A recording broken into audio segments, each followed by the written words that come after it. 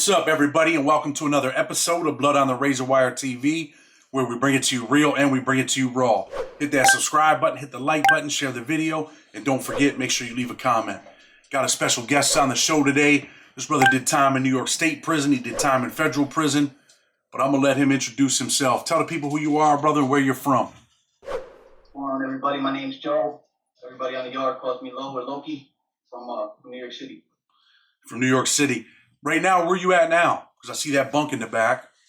Right now, I'm at the halfway house in the Bronx. Re-entry center. Is that for federal dudes?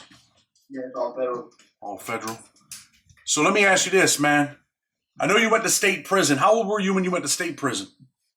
First one upstate at 19. What were the charges for?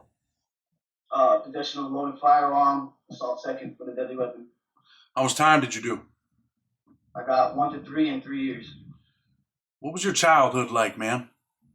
My childhood was, pretty normal childhood, except, always getting myself caught up in some nonsense. When you say nonsense, how does a 19-year-old kid end up with them felonies? Man, it started way before that. Running the streets pretty early, like around 14, 15, I started. At 14, I was arrested and charged with a bunch of stabbings, and it just kind of snowballed from there. Snowball from there. So you end up going to state prison. What places were you at? I started out in downstate like everybody, and then from there, my first compound was Green Correctional Facility. Green was a jumping ass place, bro. Yeah, it was a little crazy, man, especially for us younger guys. I mean, at that time, they were starting to try to bring older people there to try to calm it down a little bit, but that just made it worse because the older guys try to take over the TVs, and the younger guys ain't going for it. You know how that goes. Was there a lot of Bloods back then? Oh yeah, there's always been a lot of Bloods in New York State. I was in New York State prison, bro, when they first started getting deep. Back in 1996, they first started coming in, and it started getting wild, bro. Yeah. Around my neighborhood from 1993, 4, they were everywhere. I mean, there was a point in time where people were afraid to go out on Halloween because they were running around acting crazy, on Halloween. You ever get any beef or anything over there at Green? Yeah, I've been in plenty of situations there. Tell me about some, because I know it's not easy for a white dude, man. Young white dudes back then, they didn't have it easy, bro, in New York State prison in some places. No, we definitely didn't have it easy, but being where I was from, I knew a lot of people, and everybody gets along with me. I'm not like a regular white kid, I guess you could say. I was always in the mix. Always. But basically, when you pull up at Green, it's basically you're either going to be a predator or you're going to be prey. There's no middle ground, so you're kind of going to have to establish yourself pretty quickly. Anybody test you when you first got there simply because you were just a young white dude? Not necessarily because I was a young white dude. Because, like I said, I've always carried myself accordingly. I've always gotten along with everybody, so I didn't really get tested. But you can see the game from far away. They might try the friendly extortion game first, and when they see that doesn't go over too well, they'll usually move on to somebody that looks like an easier target. So they can pick and choose, man. If there's a dude there, they don't really have to do anything physically violent or anything like that. They'd rather pick him than the dude that's going to fight back, right? Yeah, absolutely. I talk about that in my book a little bit, man, about certain white gangs in federal prison, how they'll victimize people that allow them to victimize them. You know what I mean? Yeah, absolutely. So you end up getting out of New York State prison. You go home, right? Yeah. Catch another case. Yeah, a few years later. What was that for? At that time, I was involved with a motorcycle club, and some things that happened and landed me in federal prison. Motorcycle club. You go to federal prison. How much time are you sentenced to in federal prison? 6.5 years. 6.5 years. What's your first prison? Federal prison. Pre-trial or just population. You're going to the BOP now. USP Allenwood. USP Allenwood. What year did you go there? I got there in 18. 2018. Was it a little bit wild over there? Well, when I first got there, the prison was locked down for a bunch of drugs. They had a lot of bad K2 running around. There's people falling out everywhere. So my first experience walking onto a compound was straight into a lockdown, and it pretty much stayed that way until I went home. They still have weights over there? They do, but we're not allowed to use them right now. Oh, they're not letting people use them? No, they're there. It's in the gym, but we're not allowed to use them. Ain't that some shit? People used to use them, right? Yeah. When I first got there, we were using them, but they used the COVID thing to switch a lot of stuff. And once COVID hit, even though we got everything back, they never gave us back the weights. Wow. Anything they can do to take things away from people, right? Absolutely. Who'd you run? COVID has been a good trial period for them to turn these penitentiaries into lockdown facilities, I believe. So they use it for an excuse now to do what they've always wanted to do: lock you in a cell and just leave you there. Well, they see that it works. They got all the units segregated. As you know, you were there for the beginning of COVID. I don't know if you were there when it first started to open back up, but once they opened it back up, we had every unit is segregated. We don't go to the yards together no more. We don't go to the mess halls together anymore. Pretty much you go to rec like 3 days a week outdoors. And for lunch right now, every other day, it's a drive-through. You just walk through, grab your tray, and go back to the unit. Breakfast is on the unit. And breakfast is in the chow hall, but it's a drive-through. Dinner is drive-through. And every other day, lunch, you go and eat in the mess hall. Tell the people what drive-through means. Drive-through means that you walk to the mess hall, go through the serving line, pick up your tray, and walk back to the unit, and you eat on the unit. What car were you in Allenwood? I'm curious. I was in the independent white car. Independent white car. When you got there, did the white dudes approach you right away? Like, hey, man, where you from? Who do you run with? Well, like I said, we were locked down. They put me straight in a cell by myself. But once we came back out, the New York guys came and approached me and got the paperwork thing straightened out. And, they kind of laced me up, let me know what was what, where to sit, who the guys to talk to on my unit were. And, took it from there. So tell the people more about USP Allenwood. Dangerous? Is there violence going on there? It used to be kind of like a laid-back prison. USP Allenwood is very laid back to an extent. A majority of the prisoners that you have there are all high profile. So most of them have 20, 30 plus years in, and they're higher status inmates, guys with 3 points that can't go to any other place but a penitentiary because of their gang backgrounds or their security levels. And so basically the best way to sum up Allenwood is if you look for it, you will definitely find it. But for the most part, everybody has a pretty good rapport. And there aren't very many car crashes, but there are very many in-house incidents. You see anything happen over there? Any type of riots? Any type of violence? Because I think that some things been happening over there the last couple of years, right? Yeah, we just had an officer get stabbed pretty badly in December. We've had a few car crashes between New York and DC, New York and Baltimore. Muslims in DC, majority of the car crashes always involve DC in some way. Why did they stab the cop? I want to know more about that. There's been a few different stories that have been brought up about that. Nobody really knows the real story. But if you look it up online, I don't even think they tell the story there, but basically it was a Muslim guy. He came out of his cell and just started stabbing an officer. He stabbed his eye out, stabbed him in the head, and cut his throat. He stabbed the SEAL's eye out? Yeah, you can look it up on the internet. It just happened in December. You were only locked down for like 2 weeks for that too. Well, I'm gonna definitely look it up. Yeah, the officer's name was Frankie. So what were they saying? Why did he do it? Did they say why he did it? I mean, what were the rumors? The main story that went around was something about the officer moving the guy's Quran during a cell search. And then some people say that he just did it for no reason. Well, maybe he just felt like that was the day and he wanted to use that as a reason to just go hit the cop, because people do that sometimes in there, right? Absolutely. Actually, I just got off the phone with one of the homies today, and one of the white homies in my old unit actually just caught an assault on staff because they didn't unlock the doors when they were supposed to. They left them locked in for an hour early. An hour longer than they were supposed to. And when they came out, they went and pressed the cop, and the cop said something. One of our homies knocked him out. The homie you're talking about, where's he from? Rochester? No, he's not from New York, but he's in our car. Oh, okay. You had a good friend over there from Rochester too, didn't you? Yeah, I do. That's who I was speaking to. From my city. He's got a life sentence, right? He does have a life sentence. Do you know how old he was when he caught that case? Uh, he's in his early 40s now. I would say probably mid to late 30s. He's relatively fresh on that life sentence.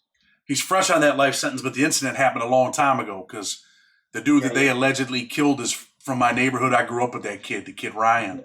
So, yeah, yeah. It did happen a long time ago. It was a pretty long, ongoing investigation, which is what's leading to his appeals right now. well, hopefully things work out for him, man, and he don't have to Yeah. spend the rest of his life in prison. You mentioned that there was a riot between who? The DCs and the Muslims? When just before I left. Yeah, Yeah, yeah. Over TV. over a TV. Things get real over TVs over there, huh? Yeah. So what happened? What happened? I mean, was it a big riot? Was it a little riot? I was in shoe at the time, waiting to come home. But the story is, I mean, there was about 20 something of them that came back to the shoe. And basically, it was over a TV. They were arguing over a TV. A, uh, a DC kid went and put a sign on the table. This is a DC table. Nobody sit here. And, you know, I guess some other people felt some kind of way about that. Because the TV actually was, the TV that reads the call outs. Okay, so the TV that is in question right now was a TV that was originally only used for the call outs, but during COVID, because we were locked down 23 hours a day, they converted it over to a TV where you could watch TV. And originally, nobody claimed it. It was just anybody's TV, basically. But they usually just left it on sports. And I guess these two groups were kind of back and forth on who controlled the TV. And it just, it got spun out of proportion for somebody who's probably having a bad day and use it as an excuse.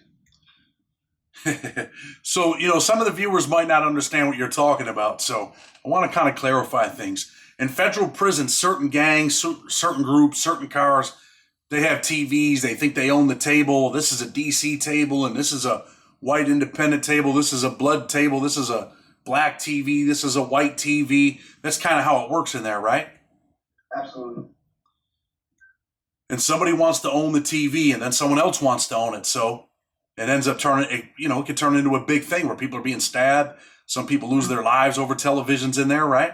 Yeah. People have absolutely lose their lives over just changing the channel or just not saying excuse me walking in front of the TV. What's one of the worst things you've seen over there? In Allenwood, Yeah. um, the worst thing that I have seen.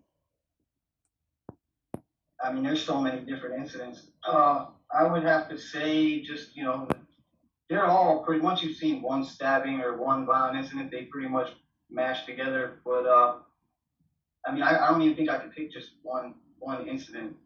There's been quite a few bad incidents there. You ever see anybody get killed over there?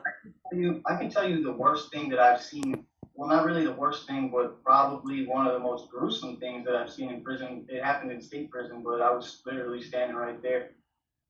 There was a Crip that had gotten off the bus over there at Bear Hill, and for the people that don't know, in New York, it's predominantly Bloods, and Crips really don't walk the compound. So this particular Crip was a kind of big dude from Brooklyn. He had gotten off the bus, and he was in the front of the prison, which at that time was called the main, and that's where basically reception is. And they sent him to the back. Well, in the main, it's kind of hard for them to shoot somebody, cut them over there in the front because there's a lot of officers and stuff up front. But in the back, in the annex, it's pretty dangerous. There's really no cops can see anything for quite a while. Make a long story short, they send the kid. They tell him, "Hey, don't worry about it. You're good." Rocking him to sleep. Tell him, "Don't worry, you're good, man. Just bring this kite right here to my homie over there, and they'll get you set up. They'll let you know that you're good." Well, this guy basically carries his own missile, brings it back there, and hands it to the guy. They find out that he's a Crip. They rock him to sleep. "Hey, don't worry about it, bro. You're all good." For like the first 2 nights, the Crip sat up on his bunk pretty much all night long, wouldn't go to sleep, just sat there, just basically, I guess, expecting them to try to do something to him. But they sat and they waited. And finally, the kid starts to get comfortable. They go and they hand him some magazines. "Here, man, check these magazines out." And basically they stayed up too, but they didn't let him know that they were awake. They had like, you know, a regular random neutral guy watching to let them know if he goes to the bathroom. So anyway, the guy eventually goes to the bathroom late at night and puts the toilet paper on the sides of the door so you can't see in.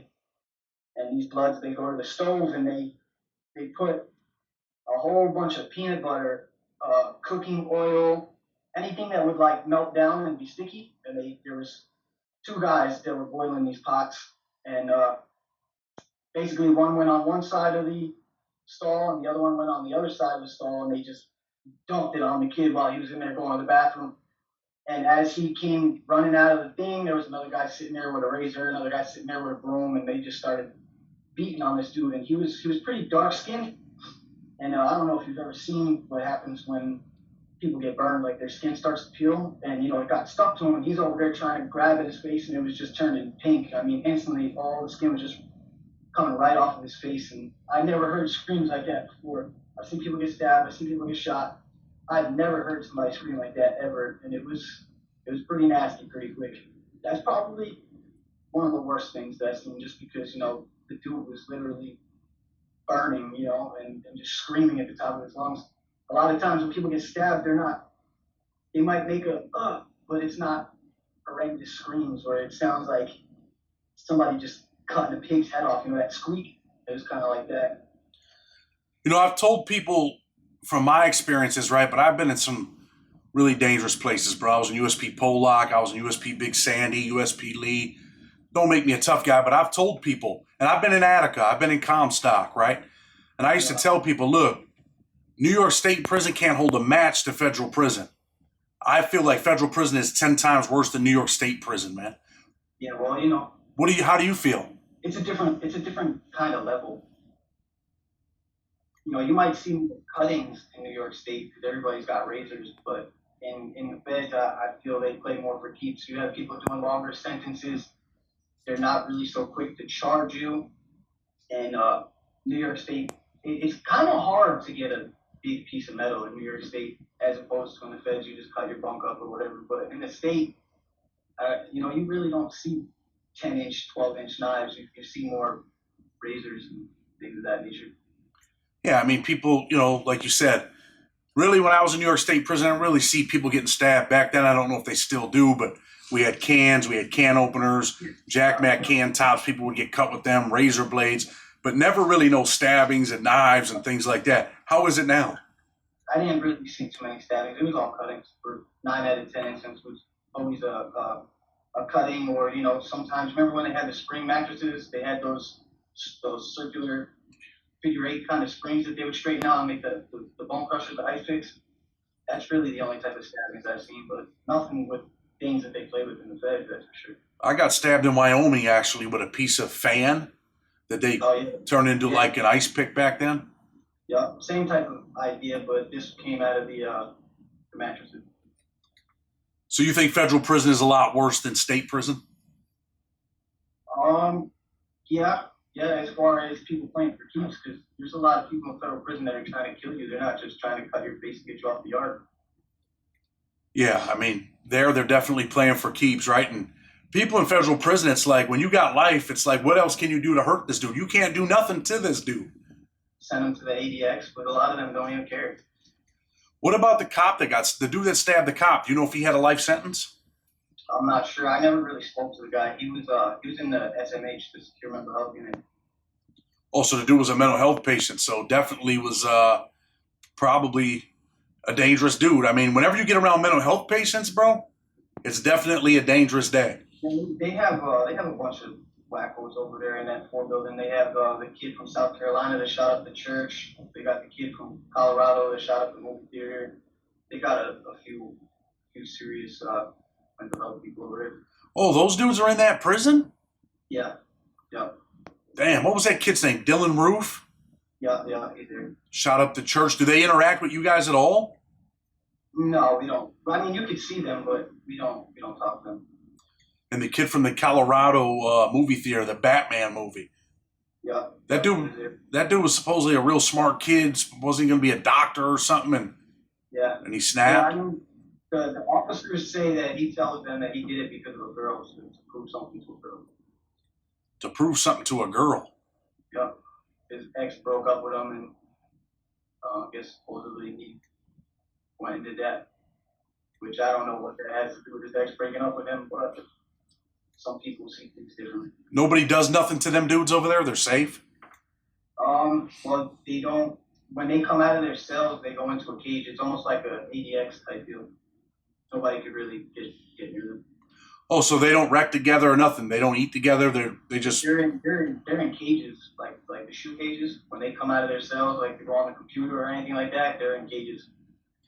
So it's kind of like the New York State S Block kind of thing, right? Yeah, but a little bit more. They can move around a little bit more than an S block. S block is basically a shoe, but the 4 building over there, which is the secure mental health unit, they have more. They have TVs in their cell. They can use the computer. They have MP3 players, but they're segregated from each other. So one guy might come out for like an hour or so, and another guy, like how the smooth, sometimes they'll let people, they'll let just certain individuals out with their car or whatever. It's kind of like that type of deal, but they go into cages. On the unit, there's cages right in the middle of the unit. But what I'm saying is, because I didn't even know they had that unit over there. Like, let's say me and you are in that unit. Can we come out and hang out together and play cards? Can I touch you if I wanted to? If we're both in that unit? Yeah. Yeah. They have 2. They have 4A and 4B. 4A is completely secure. Them guys don't come around nobody. They're wreck alone, sell alone, and they'll be in cages next to each other. And then 4B is basically like the smooth. They'll come out, just with certain people. So maybe, each tier has 13 cells on each side. So maybe the low side, the high side, the top, the bottom. You know what I mean? But there's only like 60 guys over there between 4A and 4B. So they might let 5 or 6 out at a time together, only for a couple hours, and then they go right back in. So it's kind of like a special management mental health type of unit, right? Yeah. Yep. How old are you now? 4B is kind of like a step down. Well, actually, no, it's 4A that's the step down for the ADX. So they'll take people from the ADX, put them over there, and then from there they'll go to a compound. It's like a step down. How old are you right now? 35. 35. How many years of your life have you spent in prison? Many. But I started getting in trouble and going to jail around 17. And I had, from 17 till now, I had about 3 years out. 3 years out. How long you been out now? Just about a month. Just about a month. How's it feel to be in that halfway house and be free? Well, it's halfway free. I'm halfway in, halfway out. But it's a lot. Anything is better than penitentiary. Although I spend about 22 hours a day in my room, cell, whatever you want to call it. It's just great to be able to walk down the street, buy a soda, go to a store, buy some food, order food whenever you want, talk to your family whenever you want, which is the big thing because in there most of the time we're locked down, and us white guys, we're always on restriction. So I haven't had my phone since 2016, and I haven't had visits since 2017. So it was pretty good to be able to see my family. I didn't meet my niece until I just come home, so it was definitely inside there you miss the little things, and just to be able to pick up a phone and say hi when you want, or not worry about, are we going to be locked down tomorrow? Can I call at 12 o'clock? Who knows? Something might happen. We might be locked down for 2 months. So just to have that freedom right there, even though I'm in a room 22 hours a day, that's a big thing. Just being able to talk to my family when I want. That's something that I want to ask you about that too first, but why'd you lose your phone privileges, your visits? Oh man, it's rough being a white boy, man. I'm white boy politics, putting in work and being on the front line. I want you to tell the people about it because they don't know what that means. I know what it means, but I want them to hear it. What that means is if you have somebody that comes onto the yard that we feel is no good, a rat, a check-in, a chomo, somebody gets all messed up on another yard, it's going to follow you. To me, I can't stand rats or chomos, but, I have a daughter, and I kind of take the whole chomo thing personally, so I definitely, they're not staying around me. I don't, by any means necessary, they're not staying on a yard with me. And when you mean they're not sitting on the yard, do you just tell them, hey, you got to go, man, you can't stay here? Or No, what it's happens? it's too the hard way. Tell me about it, man.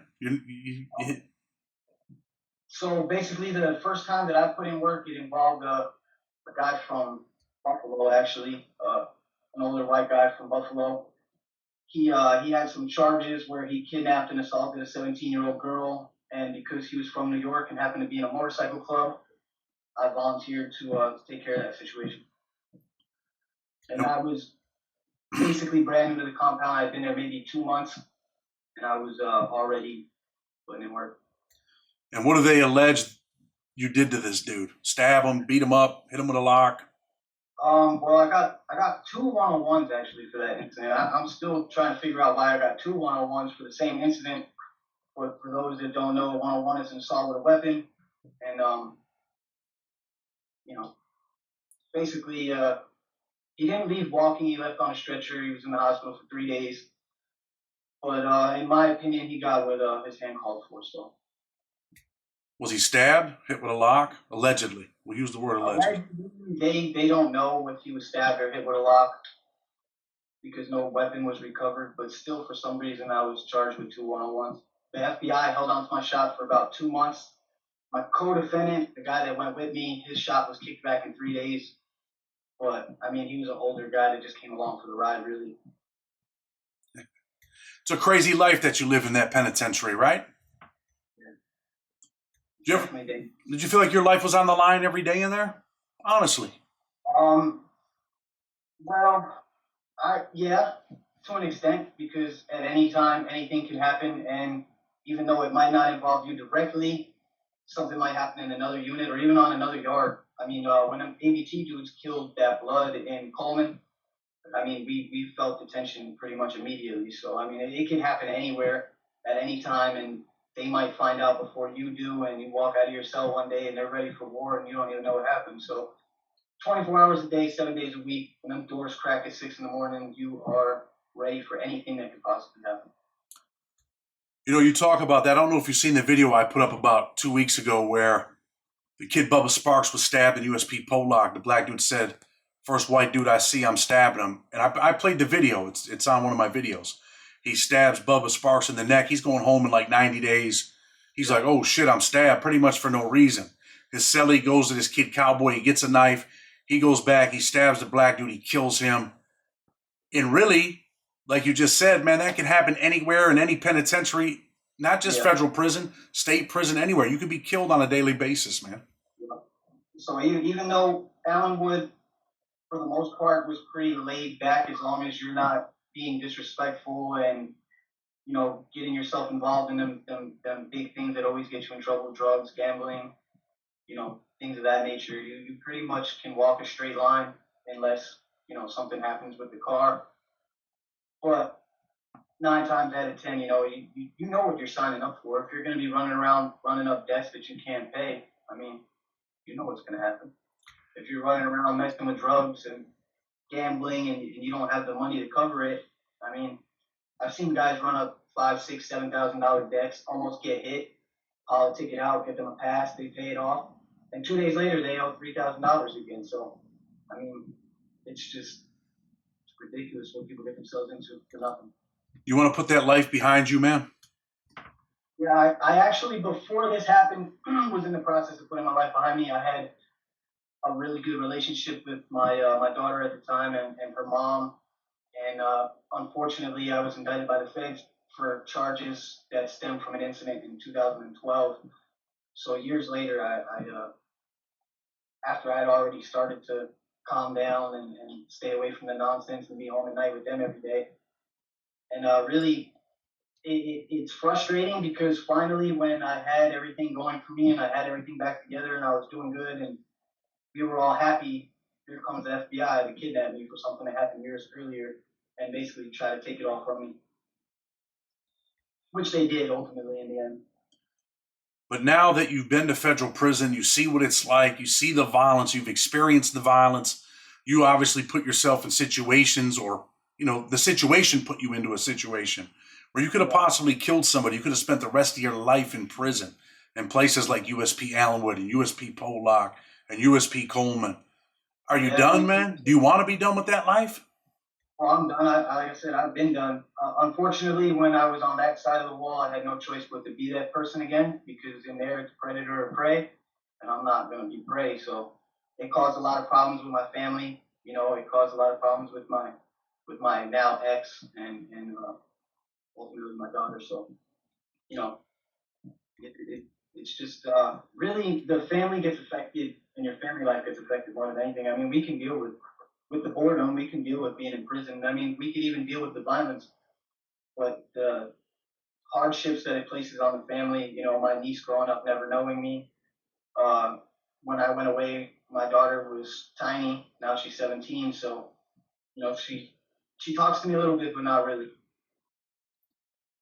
Well, I'm a firm believer that every little girl's first hero in life is her father, man, and that's your job, man. Hopefully you can mend that fence and fix that. You know what I mean? That's important.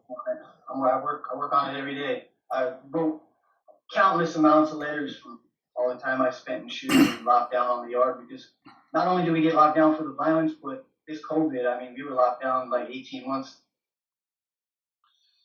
You know, before we close the show, I want to ask you a couple more things. I want to ask you about that kid from my city, man. I want to ask you about JD, right? I want to give people a glimpse because, you know, there's a lot of people from my city that watch the show and, you know, everybody knows who he is. How was he in prison, man? I mean, he had a life sentence. Was he like depressed? Was he like, man, I'm all right. You know, I'm fighting. Did he He's joke? Did fighting, he laugh? How was he? Because he had a life sentence.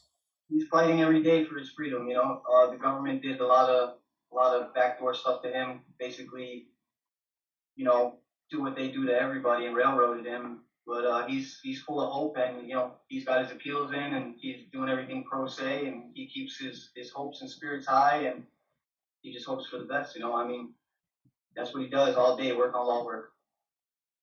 So he's doing all his own stuff pro se?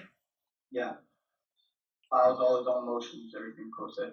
Well, I hope things work out for him. We had the same prosecutor, and he was not a nice guy.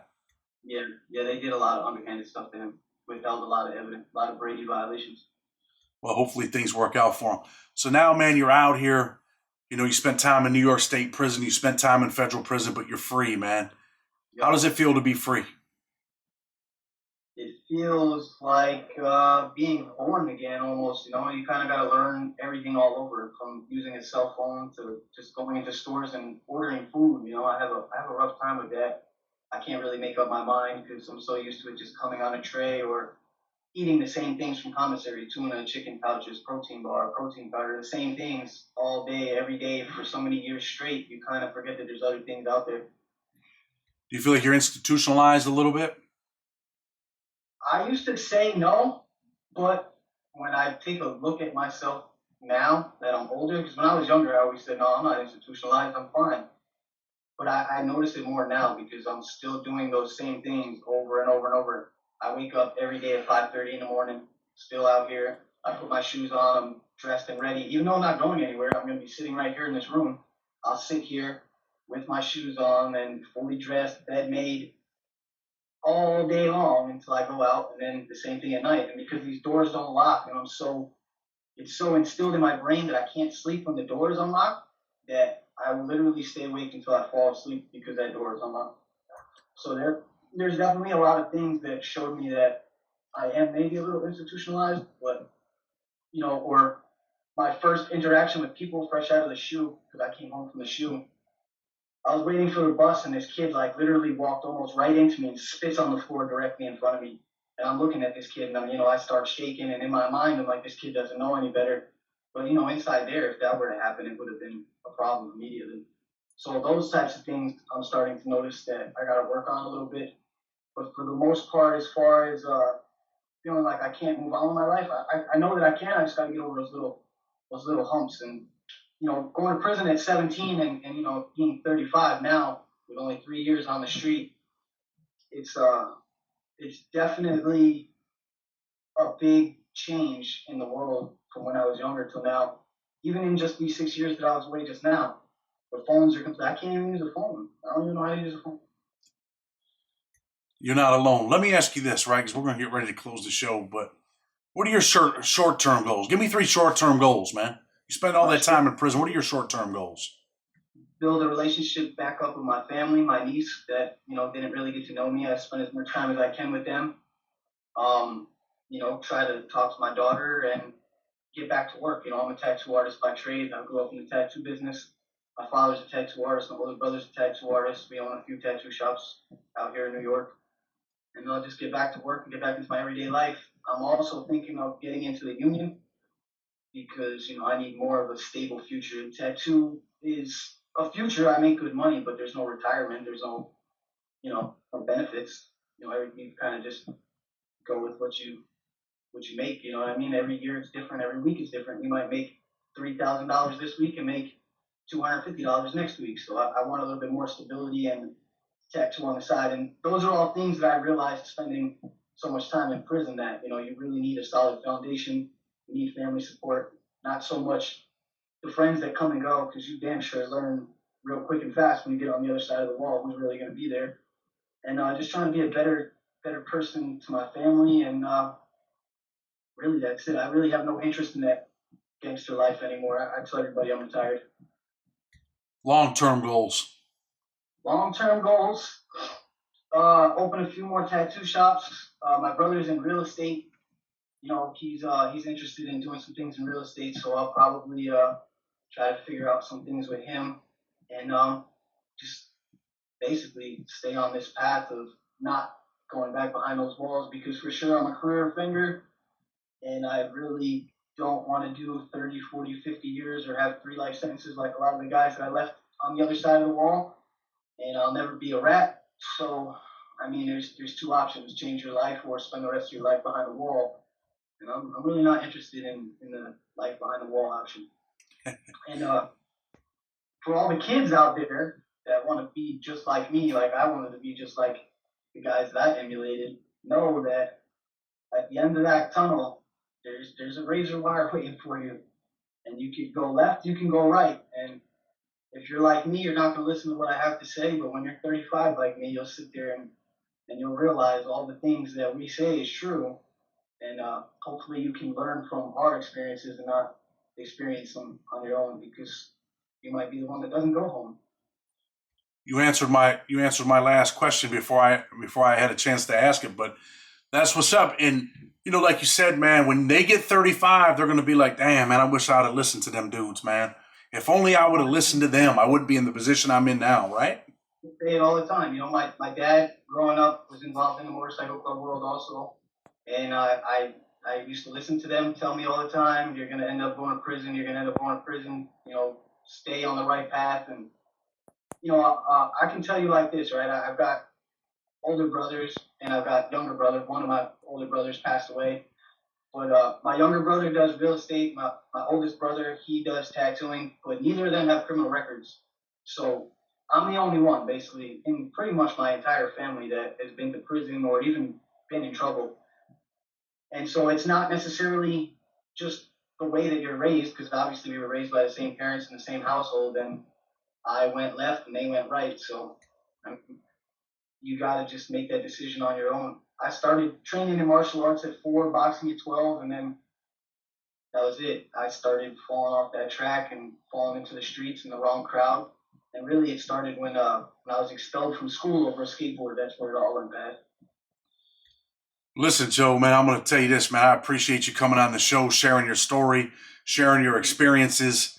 I'm gonna close the show, man. Is there anything you want to say before we go? What I like to say to all the brothers that are still behind the wall fighting their cases, man, hold your head. And to all the kids that don't want to end up like us, make your decision, man, because one day that judge is going to either say you're going home or you're not. And, you're going to have to make that decision on your own. Nothing that we can say is ever going to really make you want to change your life, but hopefully you learn it before you learn it the hard way. That's what it is, man. We want them to learn it before they have to learn it that way. Want them to make the right choices so they don't go down the road that we went down, right? Absolutely. All roads in life begin with one small step, man, for good or evil, bro. Depends on what step you take. And fate is definitely inexorable, so it's going to be what it's going to be. You roll them dice, play dumb games, you're going to win dumb prizes. That's it. That's what I wanted to hear you say. Something like that. You play dumb games, you get dumb prizes. That's it, bro.